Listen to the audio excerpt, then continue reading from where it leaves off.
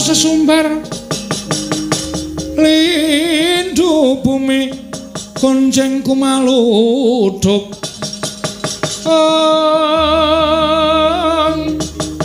kumaluduk guntur ketuk lumembak penyukang kumambang Dosang Wisnu Bathara kang ngarsa nglebur wiyati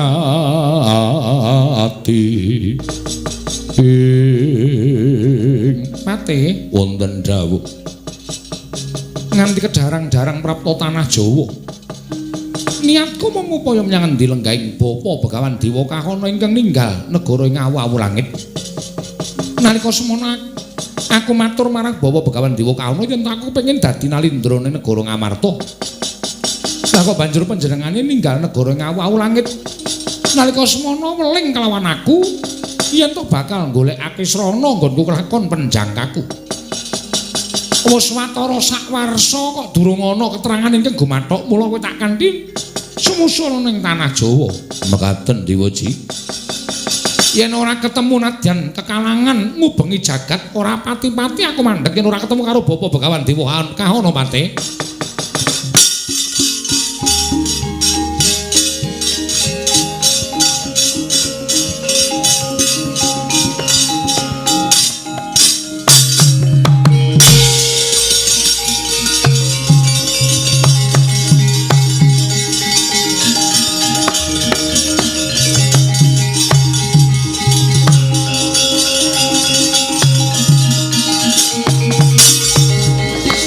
bumi kunjing langit gelap-gelap waton lerkin saking risang mawe gandrung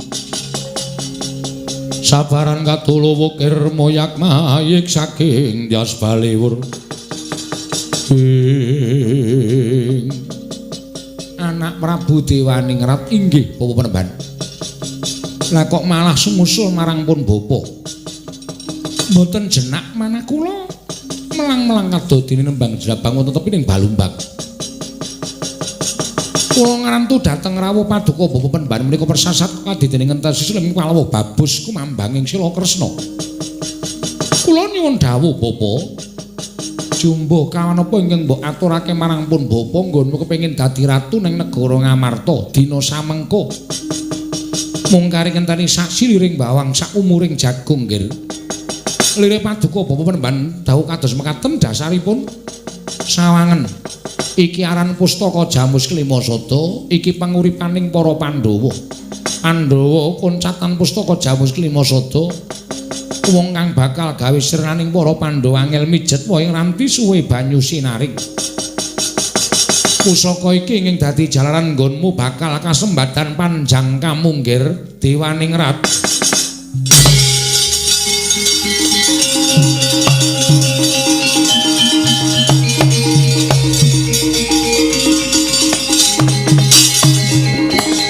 Bapa Penemban, Bapa Penemban.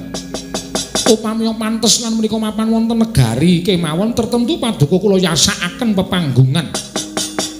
Kumunten kula sembah kaping 1000. Anggen paduka sampun ngrancakaken gegayanipun ingkang putra pun Dewaningrat. Durung paripurna gegayuhanmu. Ayo, sirmu piye aku mingkari manut.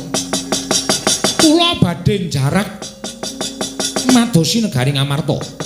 Gandeng pusaka sampun wonten asta paduka Bapa Penemban. Kula madosi para Pandhawa badhe kula bondo tanganipun kula krincung sukunipun. Menawi Pandhawa sampun kula tingkes, kula nyeng badhe lenggah dampar negari Ngamarta. Ayo tak derekake nggih anakku cah bagus.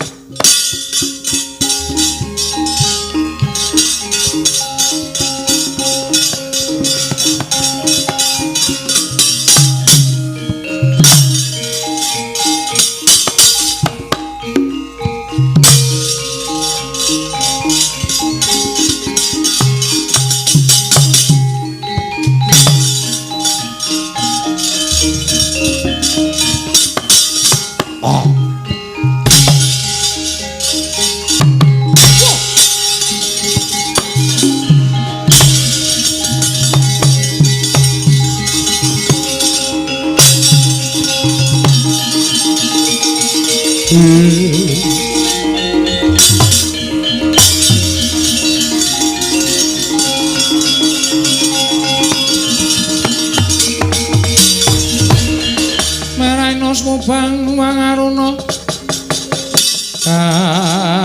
dinetrane nganggo rapuh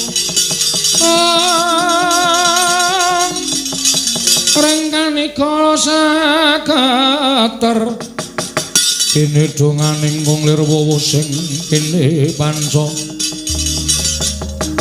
pepetoke ngayam mono mrak manguh ing pagagan lho sapa iki ana satriya bagus ngadhang ning dedalan Nalindra Muda panjenengan sapa kowe dhisik ngaku Raden Janaka sampeyan sapa Nalindra ngawau langit Prabu Dewaningrat melonjong botol aku mungkit wadyabala gelar sepapan wigatine apa sinuwun Prabu Dewaningrat Raden kepasang yuk ya katuju ngono aku ketemu karo Raden Janaka mara gage tuduhna menyang endi dununging negara Ngamarta lan para Pandhawa ya kene kowe ngupaya para Pandhawa bakal tak tingkes Pandhawa wis ora duwe kekuatan sabab pusakaning Pandhawa diasta dening Bapa Begawan Dewa Kahana wujud pustaka Jamus Klimasada mula penjangkaku bakal kelakon nggone lenggah dampar negara Ngamarta mateni marang para Pandhawa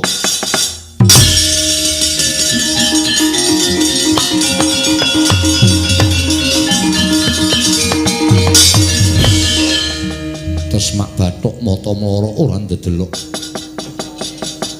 kowe nyumbari marang para Pandhawa ning ngarepe Janaka mara kage rungokno aku panengahing Pandhawa Raden Janaka walah dalah sing edan moni macan malah kepara arep ngethok wit sing gedhe ora tak jujuk deleke nanging tak pipri-lipange ayo kowe dhisik tak rangket Janaka mara jajalan Arjuna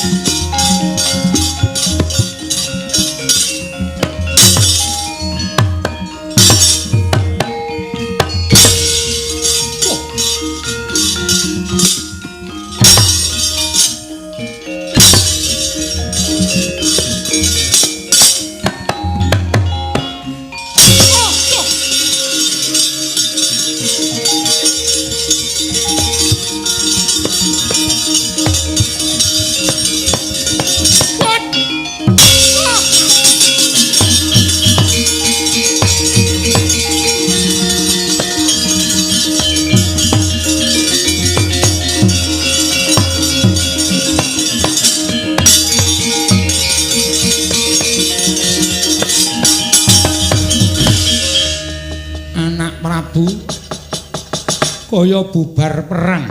Ih, Remban. Kula sampun pinanggih kaliyan Arjuna.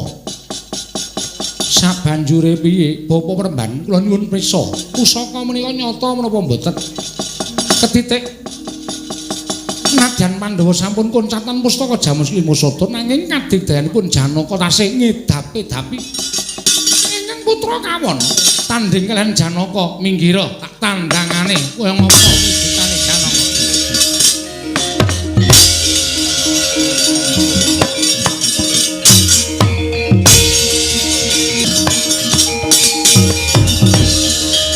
Raden Janaka sapa? Begawan Dewa Kahana.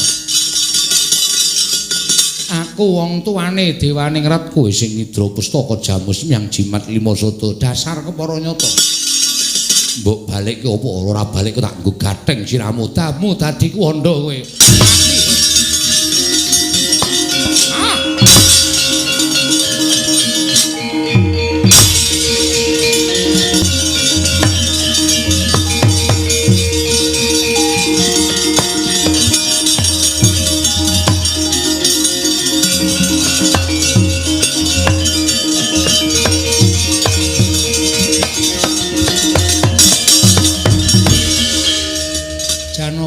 Kasinggihan Koko Rabu bledhog mangampak-ampak lebur kasaputing angin tak kira kerai banteng karo macan lah kok siadi katone Bandayuda kasinggihan mekaten mungsuhmu sapa Prabu Dewaningrat kalian Begawan Dewa Kahana larah-larahe piye krana Begawan Dewa Kahana ingkang nidra pustaka Jamus Lima Sada lho kok ora tok rebut nyata digdaya sekti kalintang jayaning perang wis kecekel gong sing nyolong pustaka Jamus Lima Sada wis kecekel kok wis nangkul sak endi urung nangkul sak endi ning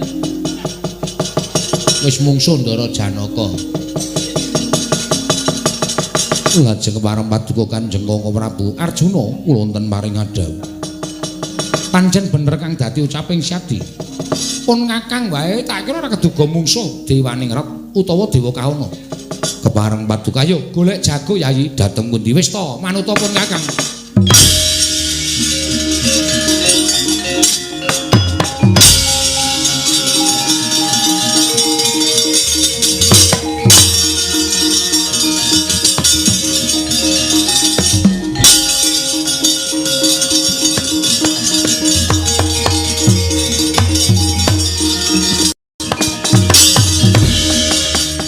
Suli kondo ing ajeng Kirula Petra Kandhang Boleng Kenging Kyai Nenggala Kendhang Kapracundhang Kontal Kaprabal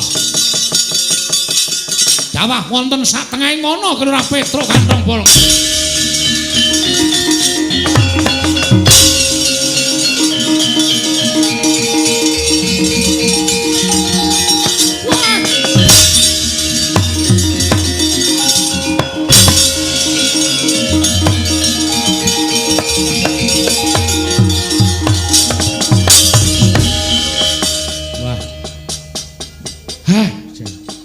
Dene piye wong tiba ning tengah alas kene ya arep ngopo? Lah ngerti lor kidul wetan kulon. Arep mulih nang ndi dalane. Ya denger ngono suwe-suwe ora ana sing nulungi. Wong kene anggere pasrah ki suwe-suwe ana sing nulungi. Kowe anggere ana wong liwat aku arep pasang ulat memelas. Nek perlu arep netes kilo. Ora lho iki sapa mesake? Ditulungi kanane piye kan ngono kuwi nek aku ki ora sedih asal ngono wong nulungi. Wis men. Ane ning alas ki sak liwat ya sapa? Kok isa-isane ora. Piye nasibku iki ganti kaya ngene kahanan.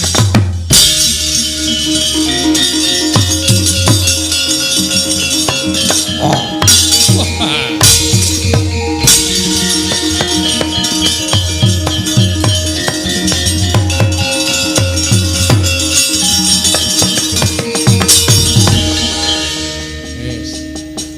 Dinangsak ngono kek terus rampung. Petro ngandel ora. Iki kok malah ana gendruwo nyedaki aku. Petro aku dudu gendruwo. Lah sapa nek udu ora tepung kok ngerti-ngerti muni Petro ngono ora ya. Sampeyan ku padha karo sing Mbau Reksa wis ngerti karo aku. Aku dudu sing Mbau Reksa alas kene. Lah sinten? Apa kowe lali karo aku, Petro? Aku tau tate srawung karo kowe. Kapan? Dek jaman donya iki durung ana menungsa sing urip ning donya bangsaning jin. Kowe tau urip karo aku, Petro. Oh, ladal. Opo kowe lali karo aku, Petro? Molas temen kahananku dene kowe lali karo aku. Walah. Wong gege. Si, tak eling ae. Alah bapak lah.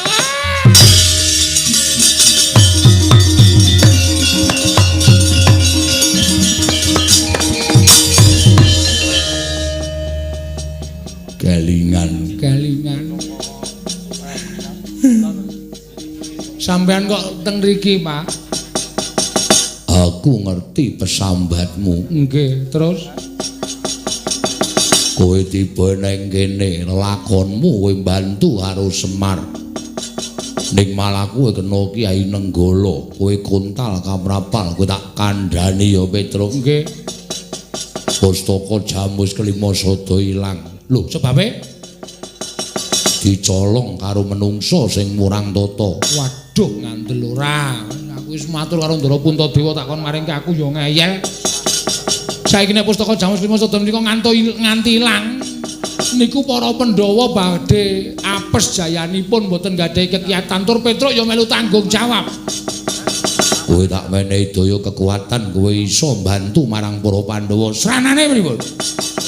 Aja wujud Petruk. Tengah ngalas kae eneng wujuding sendang malih warna nyemplunga sendang kono kawan. Nggih.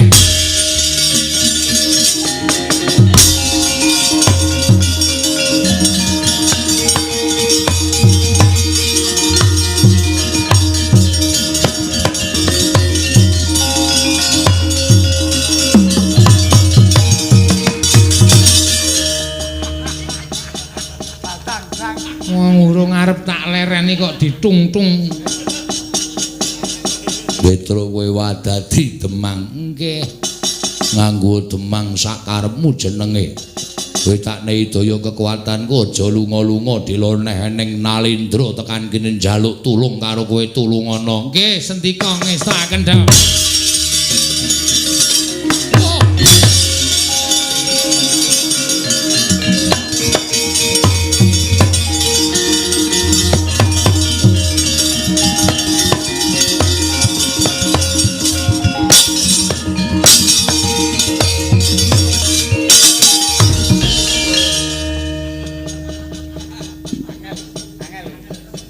Nala Gareng dalem. Nala Bagong. Nun. Iki eneng wong. Ha wong alasane kok iki eneng wong ya. Wong alasane wong golek kayu, wong golek ramban. Udu. Iki cahyane sumorot ki lho. Aku nek wong golek kodhok bathuke sumorot kabeh. Wis ora sang gecul to, wis to. Dilarani nggih. Takonane ya nggih ditakoni mawon. Iki sapa? Nami kula Demang Cakrawangsa. Panjenengan sinten? Aku Nalindra Ndarawati. Kok mlampah dumugi ing tengahing wana Cakrawangsa wonten dawuh. Aku kuwi butuh sawijining wong ingkang bantu kelawan bot repotku. Panjenengan gadah kerepotan menapa? Ana pandhita ingkang nyidra pustaka Jamus Lima Sada. Yen kowe iso ngrebut pustaka Jamus Lima Sada, kowe njaluk apa wae tak turuti Cakrawangsa. Menika estu sinuwun. Lho, apa aku tau goro? Tiyangipun wonten pundi kae? Ana kono kae Paranana. Nun nggih, ngestakaken dawuh.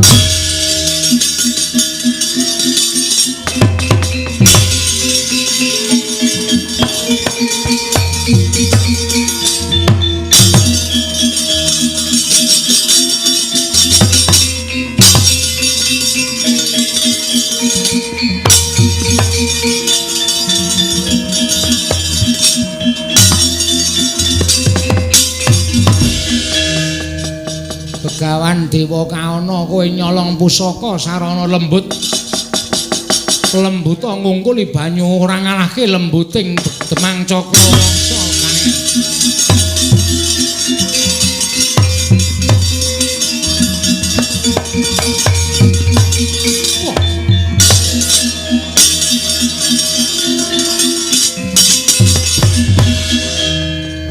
Iki anak Prabu Dewaningrat inggih Bawa Remban. Kok doko-doko neng kono ngapa?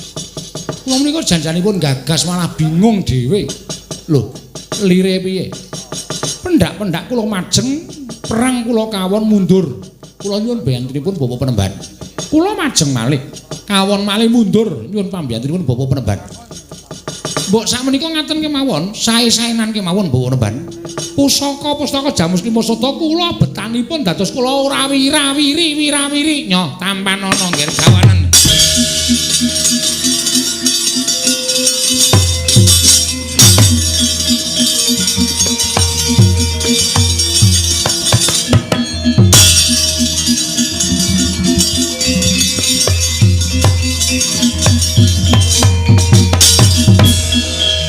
Pinter njara langit kowe ora menang karo Demang Cakrawangsa srayaning para Pandhawa ayo oyakan iki pusaka bali ning tanganku.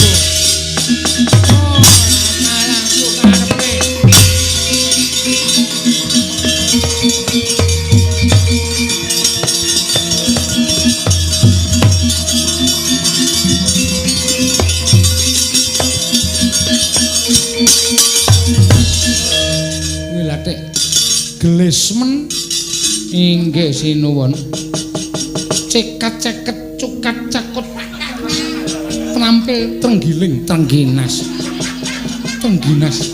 Ya tak tampa ya Demang Cakrawangsa. Nggih. Lah aku ki lunga sedhela wis ana sing ganteni lucu. Aja ming pusakane lajeng pendhitane paten ana sisan nyuwun pangestu sinuwun.